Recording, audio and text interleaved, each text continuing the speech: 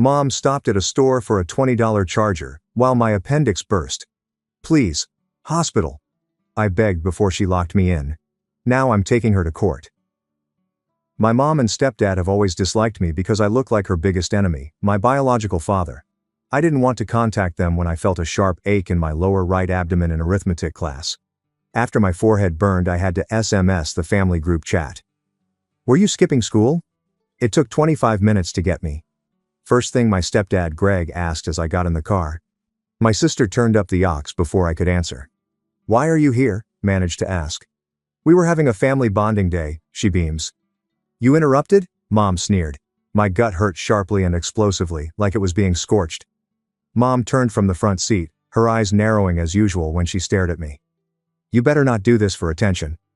My gray skin was saturated in constant sweat. Every driving bump fired electricity through my stomach.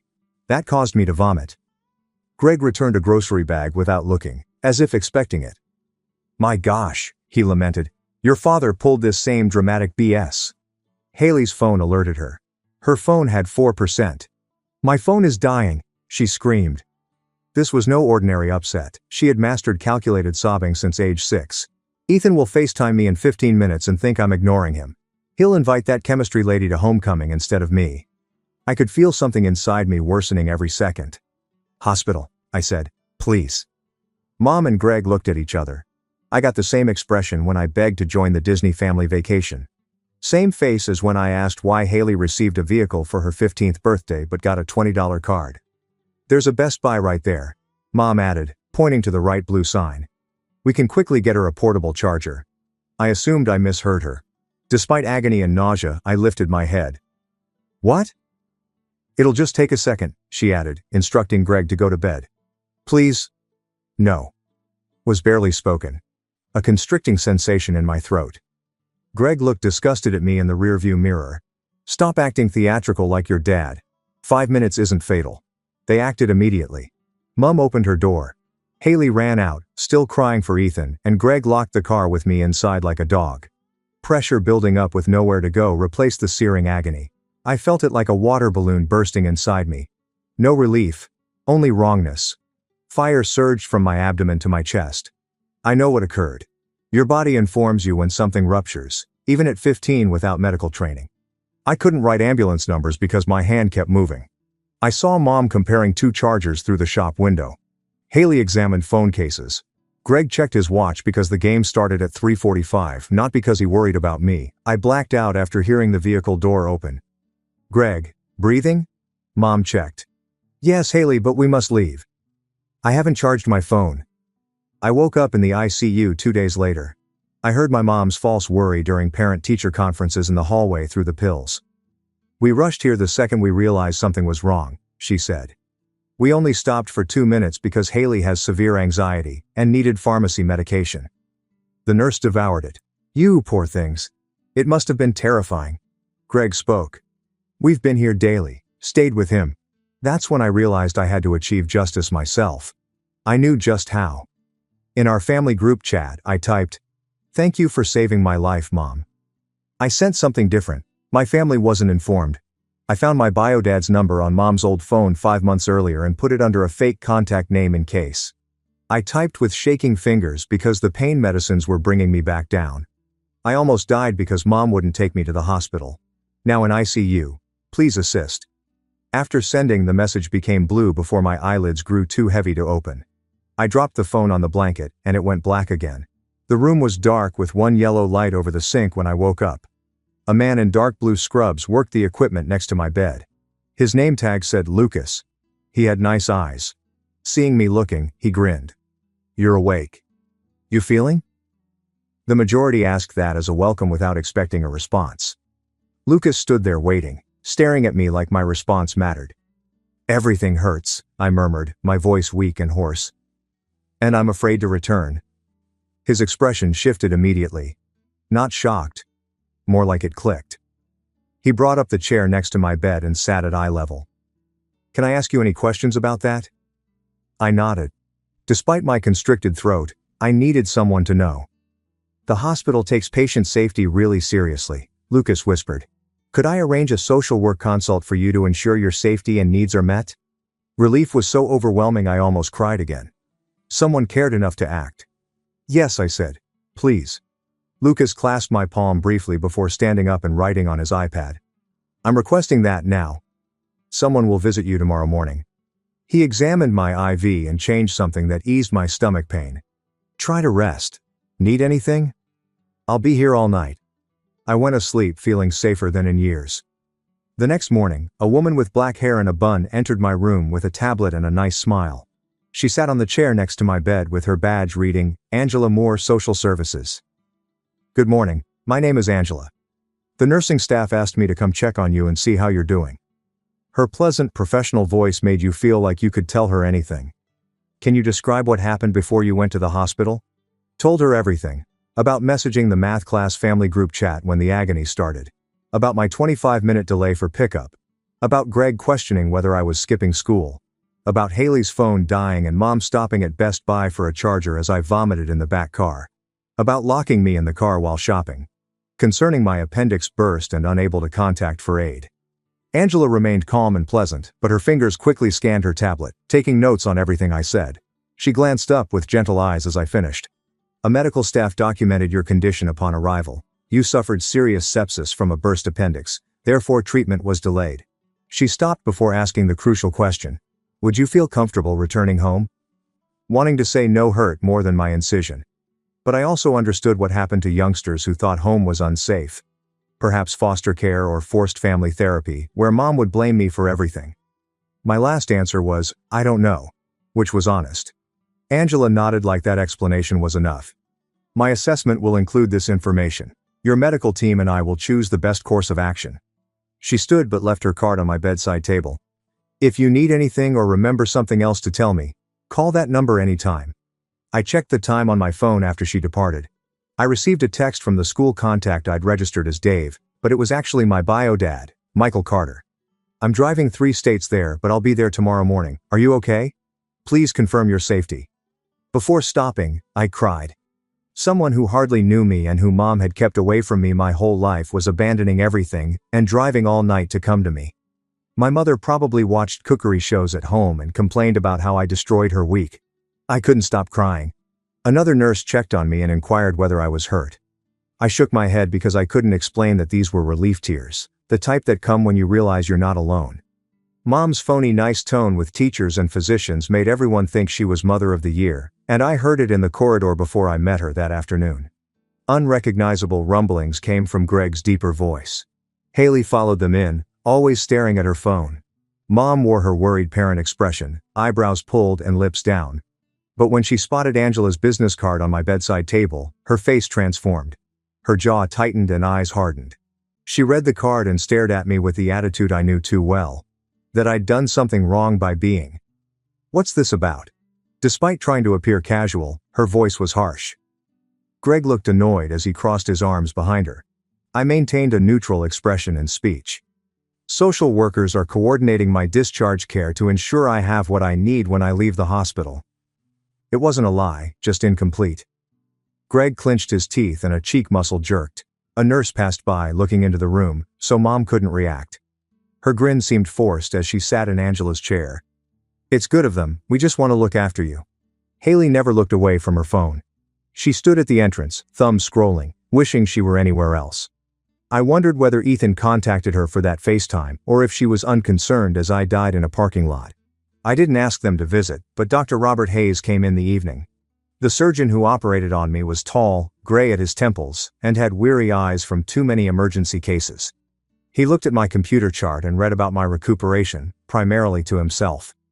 His next statement froze the room. The surgical notes indicate your appendix ruptured at least 2.5 hours before you arrived at the hospital. He looked up from the TV, alternating between me and my parents. How long did you have symptoms before coming in? I'd been waiting for this since I woke up and heard Mom lie to the nurses in the corridor. I spoke clearly and calmly to ensure accuracy. I texted them from school when the pain started. It took 25 minutes to pick me up. I requested to go to the hospital, but we stopped at Best Buy for Haley's phone charger. They locked me in the car while shopping. My appendix ruptured.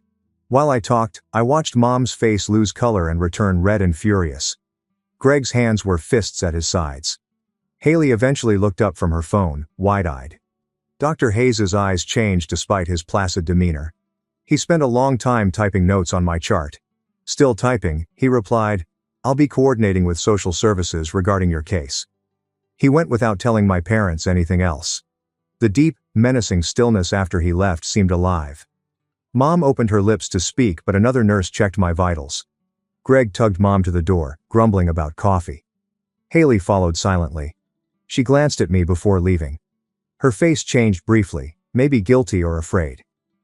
After she left, I was alone with the devices blaring, my heart racing, and the realization that I had started something irreversible. The machines beeped steadily as I counted the small holes in each ceiling tile square. My IV drugs made my body heavy, but my brain wouldn't shut down. Around 8:30 that night, Lucas returned to work and checked my vitals in my room. He softly adjusted items on the bed and wrote notes on his iPad.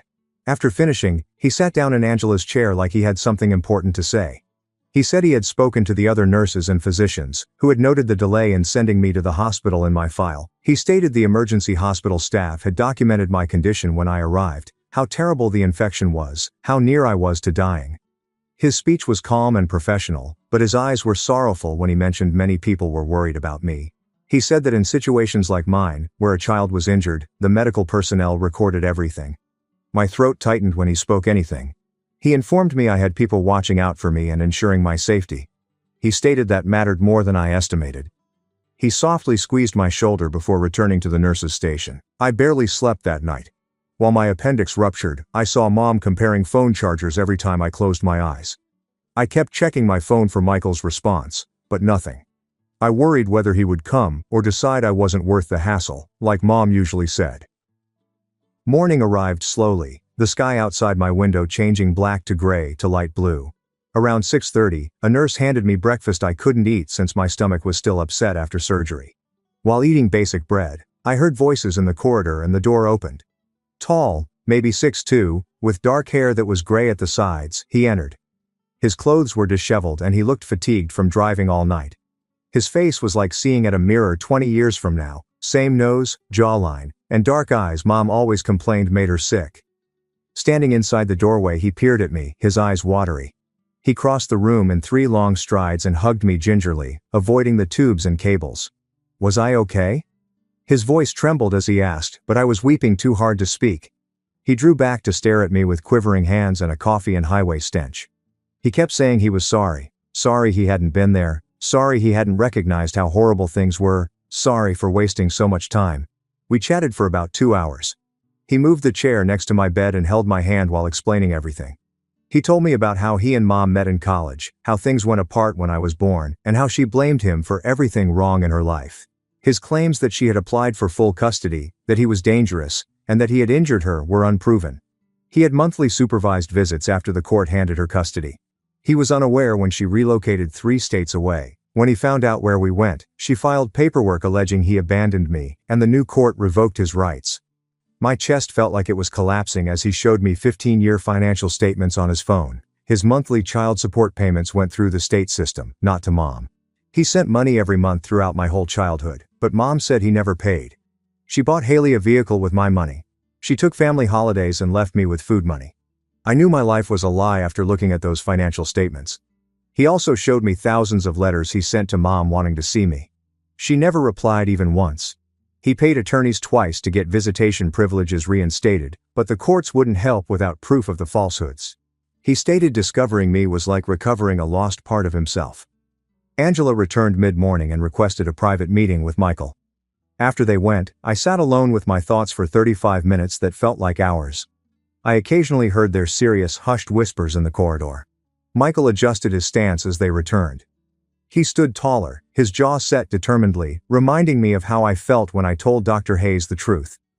Angela sat down and calmly stated that she and Michael had examined my post-discharge housing possibilities. Her concerns regarding my medical treatment delay and my safety at home led her to propose that I not return to Mom's place straight soon. Michael agreed to stay in town, and she would make him my temporary guardian throughout rehabilitation. She mentioned home evaluation, CPS, and family court. They felt like bricks in my wall between Mom and me. Angela stated a CPS investigator would question everyone at Mom's residence, which would take time. She claimed she'd keep me safe till everything were straightened out, and I believed her. Michael gripped my hand again, and I held it fast. Mom visited me in the afternoon and discovered Michael close to my bed. I saw her face go through 5 expressions in 2 seconds: shock, rage, and that phony nice grin she adopted when others were looking. She asked him what he was doing in a pleasant voice that didn't match her gaze. Mom's phony smile crumbled as Michael stood up and announced he was seeing his kid. He had no rights and abandoned me, she yelled. How could he appear now? Michael maintained a steady tone when he said he had bank documents proving he had paid child support for 15 years. Mom yelled that he was a liar, that the courts had terminated his rights, and that she'd contact security, becoming crimson. 2 security guards arrived, but not to take Michael. They requested them to discuss matters in a separate conference room away from patients. Mom appeared ready to protest, but the guards weren't asking. I was alone with Greg and Haley after they whisked my parents away. The heavy hush was unpleasant. Without glancing at me, Greg crossed his arms at the window. Haley was constantly at the entrance, thumb scrolling on her phone, but she glanced up and we connected briefly. She apologized in a low voice. She said it without looking up from her phone, and I wasn't sure if she meant sorry for the Best Buy stop or 15 years of being treated like crap. Maybe both, maybe neither. Greg was silent. Michael slept at a nearby hotel and visited daily during approved hours for 2 days. The physicians attentively monitored my wound and blood testing to ensure infection clearance. After I woke up on the 3rd day, Dr. Hayes thought I was mending enough to go home. He gave me a long list of wound care recommendations, including keeping the incision clean and dry and checking for infection. He prescribed painkillers and antibiotics and restricted exercise to no hard lifting, running, leaping, or gym class for 3 weeks. He discussed diet, starting with modest, bland meals and expanding items steadily. Angela arrived with discharge papers and a plan. She had coordinated with Michael and the hospital's social workers. Instead of returning to Mom's house, I'll stay at Michael's motel. It was supposed to be about post-surgery care and recuperation supervision, but we all knew it was about keeping me away from Mom. Her reports used formal terms like appropriate assistance and medical monitoring. Angela said Mom would get copies of all the documentation and can object legally. This was the situation for now. Mom objected instantly and vehemently. She arrived when I was getting ready to depart and threatened legal action. She stated she would sue the hospital and contact the police because Michael had no custody rights. Michael remained cool as she shouted. When he explained that he had been paying child support for 15 years without visitation, that he had real worries about my safety, and that the hospital social workers' report backed his stance, his voice was steady and reasonable. He stated the medical data demonstrating the treatment delay was apparent, and she should consult her lawyer before threatening. Mom became purple and looked like she may hit him. Mom was advised to leave by a nurse before security intervened. Greg pushed her toward the door as she yelled about how this wasn't over, how she'd fight, and how I was tricked. Michael handed me clothing, and I saw my mother leave the hospital crying from the side of the bed. Haley followed them, staring at the floor. The hotel room Michael leased was simple but clean and quiet. 2 double beds with blue comforters, a little table by the window, and a wall-mounted TV. He had filled the little fridge with ginger ale, crackers and plain bread that morning, which Angela thought would be easy on my stomach. He propped cushions behind me and made me comfy on the bed closest to the restroom. He set up my meds on the nightstand using his phone's alarm system and dosage reminders. He gave me the remote and told me to watch whatever on TV. We watched a culinary competition we didn't care about, but it didn't matter. What mattered was his asking me every 20 minutes whether I needed anything, was in pain, or was hungry. What mattered was his getting up to buy me more ginger ale without asking. What mattered was how he adjusted my pillows as I moved around to become comfortable. I was treated like a person for the first time in 15 years. I fell asleep that afternoon feeling safer than ever at home. Dylan brought a backpack full of schoolwork and school gossip that night. Dylan was worried seeing my father for the first time, but Michael welcomed him in and they shook hands. In bed with my laptop, I tried to catch up on English class reading. Dylan placed his backpack on the other bed and began bringing out folders and papers to explain what I missed in each lesson. He paused mid-sentence and looked at Michael, who was adjusting my pillows again. Dylan opened his eyes and leaned closer, whispering. He inquired whether this was my dad, seeming surprised and even relieved. Dylan's face grins broadly when I nod. He suggested it was time I get lucky. Michael smiled and offered Dylan pizza for supper, asking what toppings he preferred. They got pizza while I ate boring meals for 2 hours. Dylan kept me updated on school drama and presented the situation like it was normal. Like having my bio dad suddenly in my life wasn't odd. His relaxed acceptance made things more genuine and less threatening. Angela advised me to log my rehabilitation. She suggested it would assist if I had questions regarding my care later. I wrote down everything Michael did to examine my incision twice a day for redness, swelling or infection over the following several days. How he never allowed me miss a dosage of my prescriptions, even if I felt good. Because the doctor ordered it, Dad gave me tiny bland meals that were dull. How he repeatedly inquired how I was feeling, if I needed anything, and if the pain was worsening. He did my washing at the hotel laundromat and bought me new clothing because Mom only brought what Mom packed. To avoid falling behind in school, I videotaped him putting up a tutoring program and finding the finest follow-up physicians. Michael treated me like my health, safety, and future mattered in every diary writing. The dramatic contrast to my life before hurt almost as much as the procedure. Rereading those posts, I saw precisely what Angela intended me to see. The distinction between neglect and true parenting, expressed in my own words that no one could dispute. A big letter addressed to Michael arrived at the hotel a week later. He opened it at the little desk as I did schoolwork on my bed, and his jaw tightened as he read. Mom's lawyer wrote a formal demand letter that I return home immediately, alleging Michael had no legal right to retain me. That afternoon, Michael called 3 times.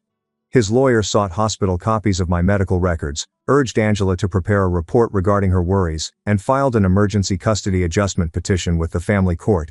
2 days later, another letter arrived. A court seal was on it. The court scheduled a 10-day interim hearing to determine where I should reside until the whole custody issue was decided. Michael handed me the letter and asked whether I wanted to sue my mother. I looked over his logbook, pill bottles and little fridge full of safe meals for my mending stomach. Then I looked at him and answered, yes. Michael drove me to my former school for the first time 2 weeks following surgery. I fatigued sooner and my incision pulled when I moved improperly. I struggled to focus in history class by 3rd period. My instructor wrote to the counselor about my dozing off. I'd never met Rachel Parker. She had a cozy couch instead of rough plastic chairs in her office at the front door with plants around. She served me water and inquired how I was feeling when I sat down. I told her I was okay and catching up on studies. She looked at me patiently and said she'd heard from my teacher about my falling asleep and knew I'd been hospitalized. Her non-judgmental question helped everything flood out. While dying in the back seat, I informed her about the appendix rupture and Best Buy stop. I told her about waking up in the ICU and hearing Mom lie to the nurses. I told her about Michael and how I felt safer than ever with him at that motel. I told her about the custody struggle and how afraid I was that the court would send me back to Mom's.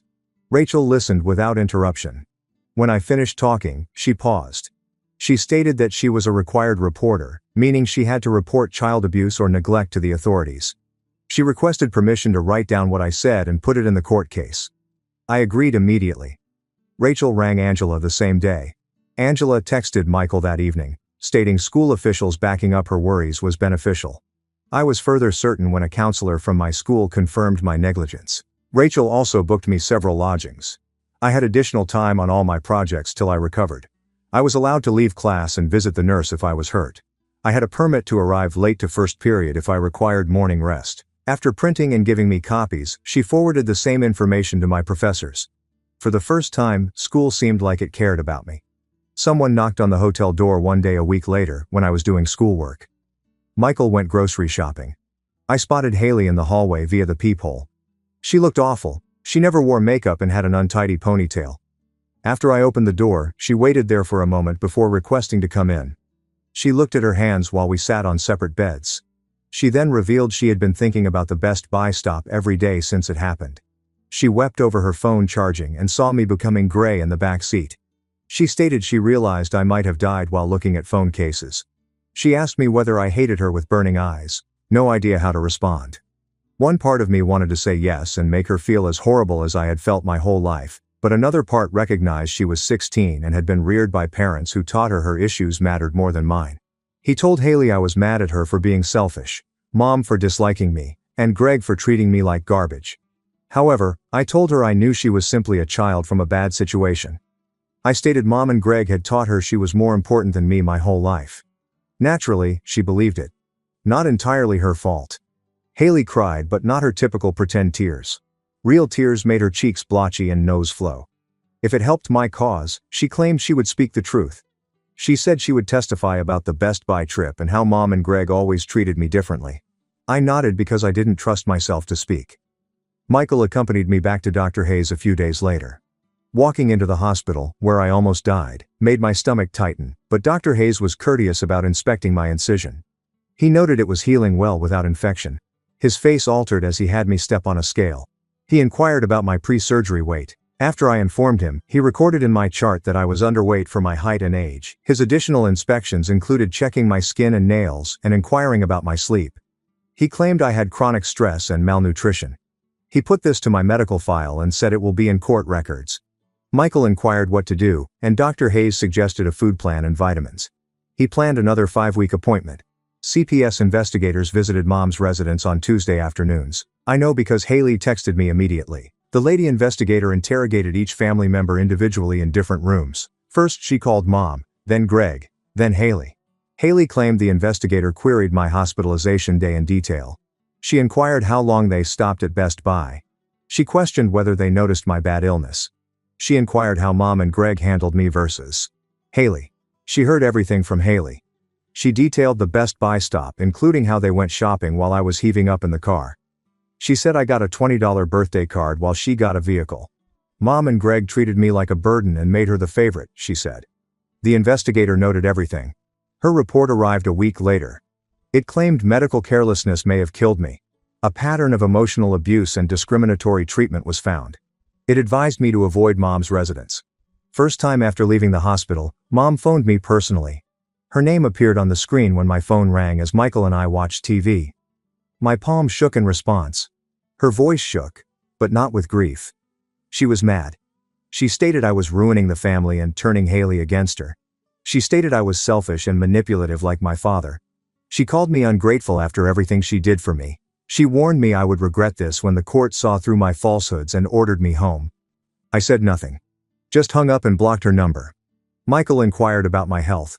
Though I wasn't, I nodded. Next morning, Greg texted me. He apologized for not defending me in a long message. He said he didn't know how awful things were. He stated he should have taken me to the hospital instead of Best Buy. He thought I would forgive him. Michael read over my shoulder as I viewed the message. He snorted and continued, "Adults don't get credit for ignoring child abuse." He added, "Greg had 15 years to notice how they treated you and chose not to care until there were legal consequences." Not responding to the message, I erased it and put my phone aside. The custody hearing 4 weeks later took place in an old wood and floor cleaner smelling courthouse. Mom, Greg and their lawyer sat on the right, while Michael and I sat at a table on the left. Haley waited in the corridor to testify. Judge was a lady with tight gray hair and chained reading spectacles. She gazed at me as Michael's lawyer called my name, and I stumbled to the witness stand. I still pulled my incision when I moved swiftly. I recounted everything that happened the day I went to the hospital to the lawyer. The shooting agony in math class, texting the family group chat, waiting 25 minutes for pickup, vomiting up in the car, and requesting hospitalization. Mom and Greg decided to stop at Best Buy instead, putting me in the car while they bought a phone charger, feeling my appendix explode while I watched them compare items through the store window, blacking out, and waking up in the ICU 2 days later. I explained to the lawyer how my family treated me compared to Haley, including the Disney vacation I wasn't invited to, the car Haley got for her 15th birthday while I got a $20 card, how Mom always looked at me like I disgusted her, and how Greg called me dramatic when I was sick or hurt. A judge took notes and asked if I felt comfortable with Michael. I agreed without hesitation. She asked if I wanted to visit Mom, but I declined. Mom's lawyer attempted to make me sound exaggerated, but my medical records showed how unwell I was. When I stepped down, my legs shook so much I had to steady myself. Haley went next and cried before the lawyer asked her a question. She detailed their Best Buy stop, including how I was vomiting up, how my complexion looked gray, how I asked them to go immediately to the hospital, how Mom stated it would take a second to grab a charger, and how long they remained there. Haley said yes when the lawyer inquired if our parents treated us differently. She talked about obtaining a vehicle while I didn't, family trips I wasn't on, and how Mom and Greg constantly made me feel like a burden while she was the favorite. She said they mistreated me because I looked like Michael, whom Mom loathed. Though she was crying, I could see Mom looking at her from across the courtroom with a gaze that would have made Haley feel terrible. But Haley continued talking. She regretted not speaking out sooner and stated she should have phoned an ambulance that day. After she finished, Mom's counsel tried to portray Haley as a theatrical adolescent, but the court seemed unconvinced. Dr. Hayes testified post-lunch. He brought my medical paperwork and detailed my situation in the emergency room. Critical sepsis from a burst appendix, extreme dehydration, dangerously high temperature, decreasing blood pressure. He warned that another 25 minutes may have been deadly. The lawyer told me my appendix ruptured at least 2.5 hours before I went to the hospital, based on the infection. He recounted my emergency operation and 2-day coma. He then discussed therapy delay effects. He claimed pausing for a phone charger when a child has a medical emergency was irresponsible against my safety. Mom's counsel said they didn't realize how bad it was, but Dr. Hayes refuted that. He said that I was vomiting, sweating, gray, and in tremendous agony. He remarked, "Any reasonable adult would have gone straight to the hospital." The court inquired if the wait was medically justified, and Dr. Hayes answered, "Absolutely not." Angela testified next with a hefty packet of documents. She said hospital personnel had raised concerns about my family's conduct throughout my ICU stay, how Mom and Greg lied about being there regularly when they only came twice, how they lied about the drugstore stop, and how I feared coming home. She contrasted Mom's housekeeping with Michael's care throughout my rehabilitation. Michael followed physician orders exactly. He examined my wound twice a day, made sure I took my prescriptions on time, kept extensive notes of my symptoms and healing progress, and took me to every follow. "I gained weight and my stress indicators improved since leaving Mom's place," she stated. Angela stated that I had suffered medical negligence that risked my life and continuous emotional abuse through differential treatment when the lawyer questioned about her professional evaluation. She advised me to avoid Mom's place. Mom's lawyer came up and said this was one mistake, an isolated episode of bad judgment under stress, not a pattern of maltreatment. Michael's lawyer presented medical data showing I was underweight and malnourished, school counselor reports concerning my worsening health, social work proof of unequal treatment, and Haley's testimony about years of favoritism. The judge calmly scrutinized everything for what seemed like ages. Then she spoke. Her evidence showed persistent negligence, and the Best Buy event was merely the most prominent example. Michael received 5 months of interim custody with supervised visits for Mom. She prescribed family treatment for Mom, Greg, and Haley, and individual therapy for me. In 5 months, another hearing would evaluate the issue. Mom sprang up quickly, making her chair scrape the floor. She left without looking at me, and Greg followed. Haley sat for a moment, appearing confused, then slowly stood up. Michael massaged my shoulder, and I realized I was weeping, relief crying. Michael and I went 3 states to his place that weekend with my belongings in his car. The trip took 5.5 hours, including 2 lunch and restroom stops. I spotted a tiny 3-bedroom home with white exterior and a wide yard when we drew into the driveway. Michael took me to the 3rd bedroom down the corridor. I stood gaping as he opened the door. A new bed with a blue comforter, a desk with a light and a cup of pens, a bookcase against one wall, window curtains, and a rug were there. Everything was new, clean and customized for me. I had never been accommodated like that way. I cried again, and Michael comforted me. "This is your room," he said. "Decorate as you choose. Take ownership." I couldn't speak. My head nodded on his shoulder. Starting at a new school 5 weeks into the semester felt strange. Everyone had friends and inside jokes, and I was simply the anonymous new kid in October. I didn't care. I was so pleased to leave my old life that the discomfort didn't matter. Dylan texted me daily and sent me images of our former school. He promised a spring break visit. My professors understood my condition well. Since the principal knew I was recovering from major surgery and dealing with a family issue, they provided me assignment extensions and allowed me leave class. Few inquiries were asked. I started therapy my 2nd week at my new school. Michael found a family trauma counselor. Her downtown office featured nice seats and Kleenex on every table. I told her my tale as requested. All of it. My years of being ignored, appendix rupture, visit Best Buy, everything. She listened without interrupting and uttered something powerful. She claimed my mother's problems with Michael were never my responsibility, that I shouldn't be penalized for looking like him, and that my neglect constituted abuse, even if it wasn't physical. Her weekly sessions helped me handle anger and hurt.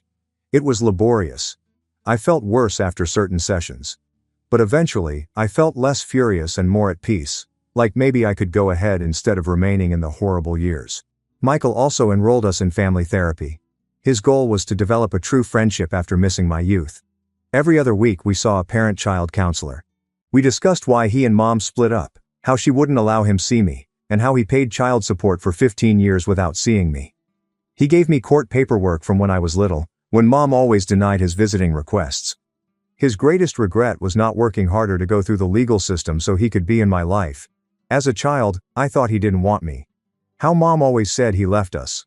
How I believed her falsehoods for 15 years. That session brought tears to us both.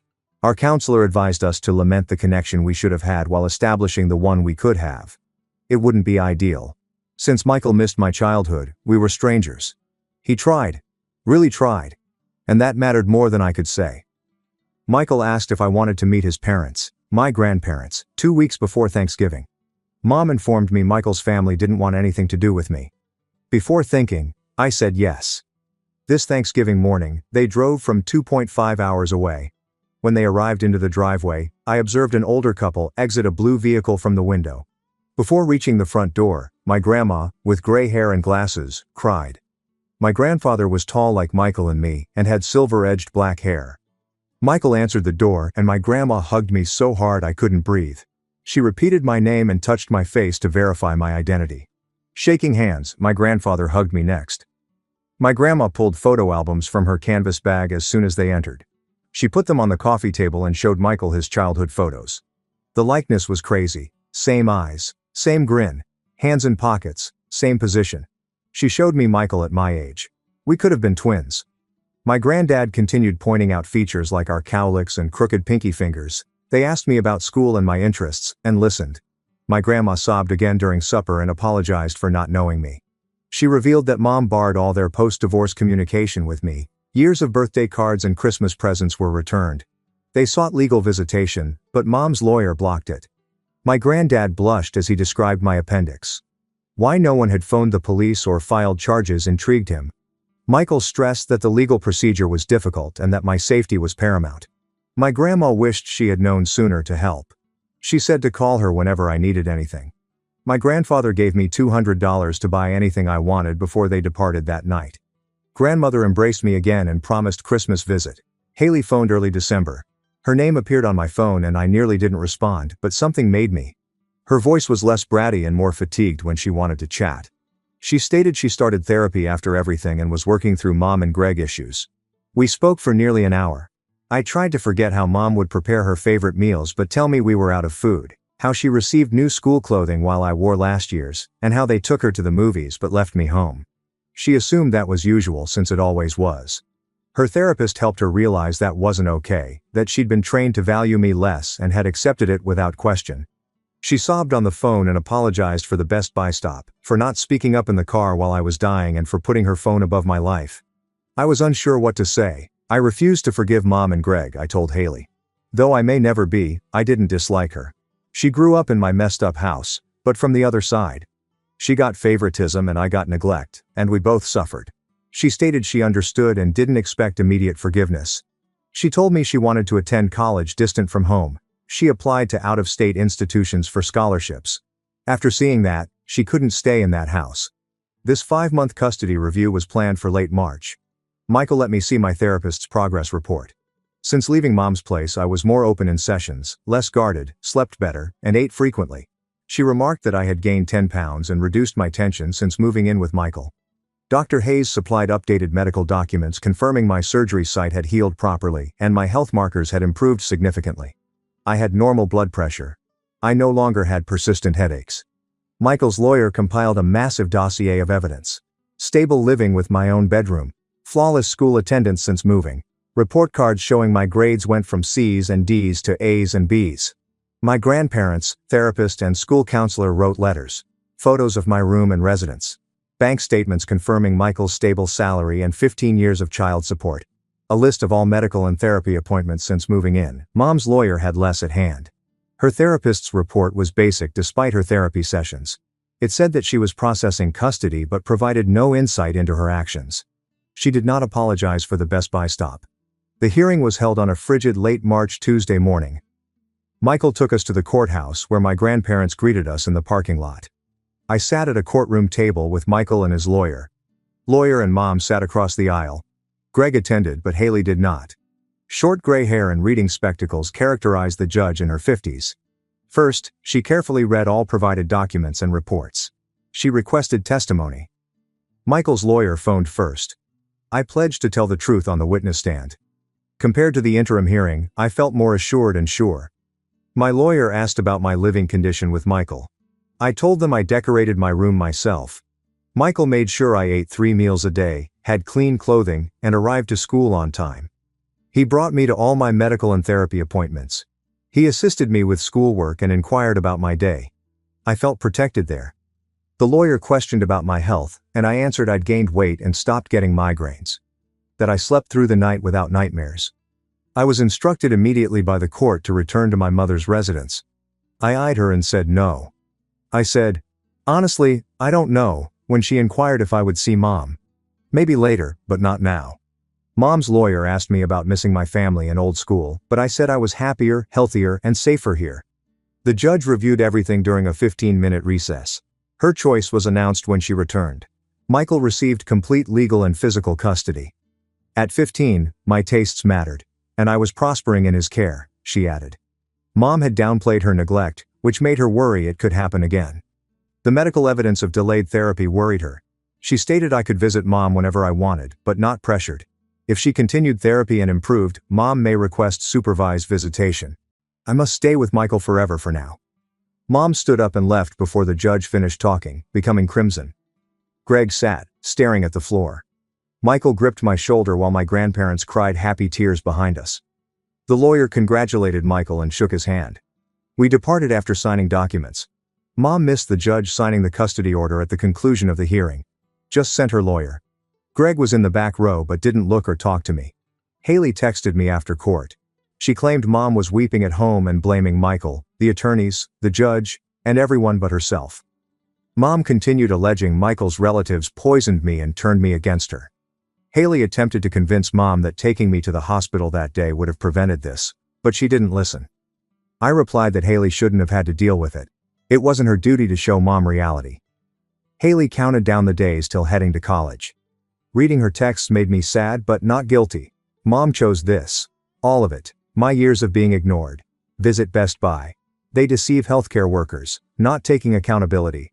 She could have changed this any time, but she didn't. Dylan spent 4 days in April during spring break. Dylan hugged me big in the parking lot when Michael brought him up from the bus terminal. He continued observing everything like a note-taker.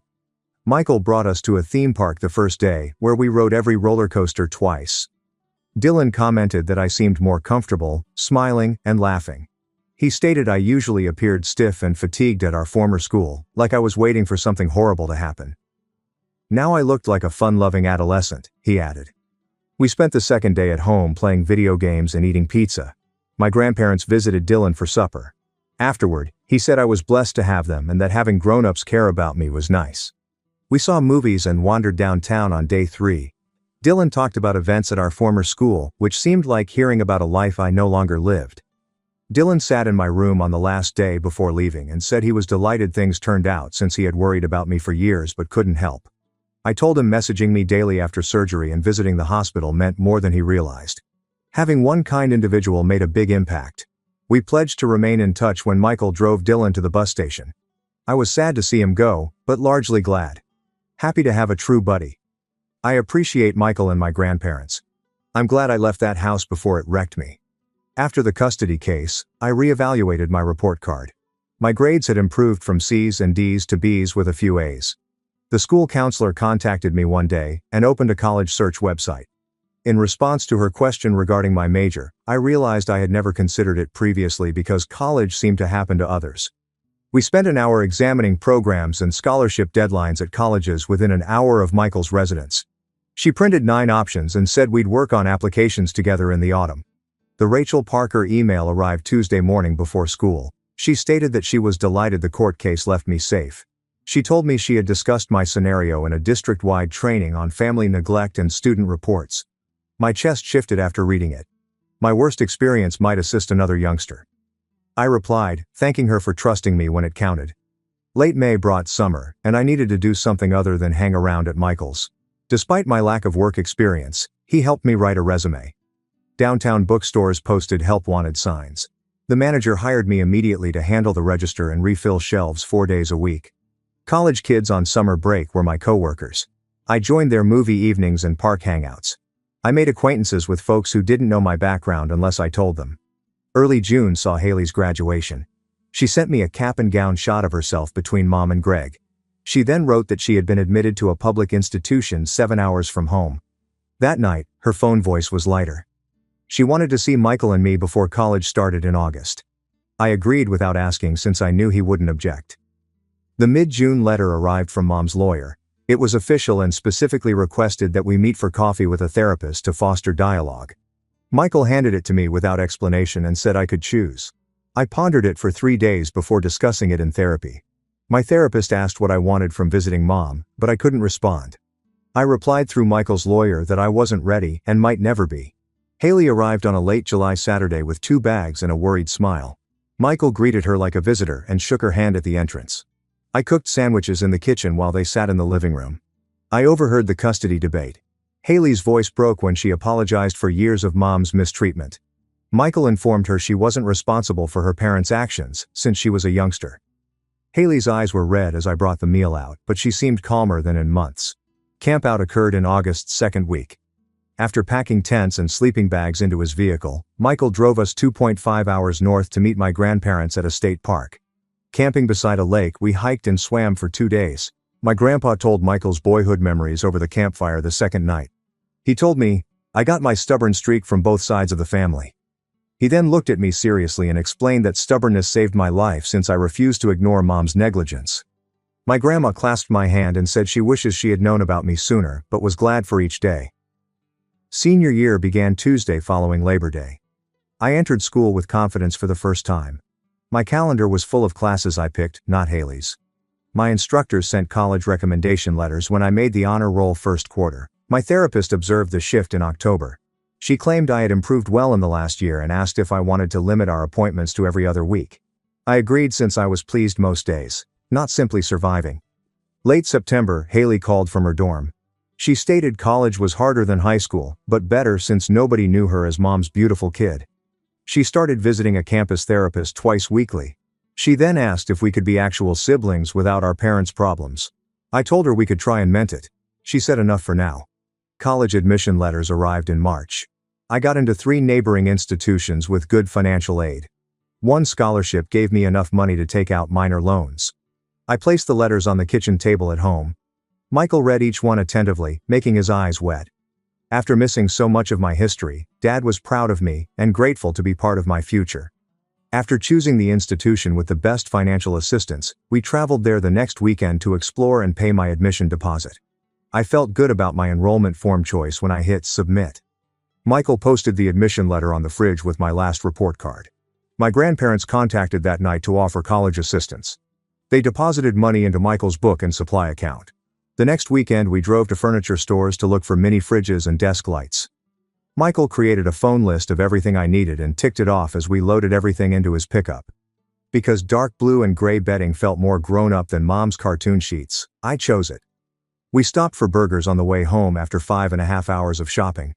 Michael inquired whether I was apprehensive about college. I said I was excited. He grinned and said it should feel that way. Graduation was a late May Saturday. Wake up early and put on the cap and gown that had been in my closet for 2 weeks. Michael took me to school and met my grandparents in the parking lot. Haley arrived 20 minutes later, exhausted from driving. Dylan found us in the crowd and gave me a fist bump before sitting with his family. I sat on folding chairs on the football field with my class for the 9:30 ceremony. After being summoned, I crossed the stage and shook the principal's hand. Dylan yelled from the bleachers as Michael stood up to take photographs.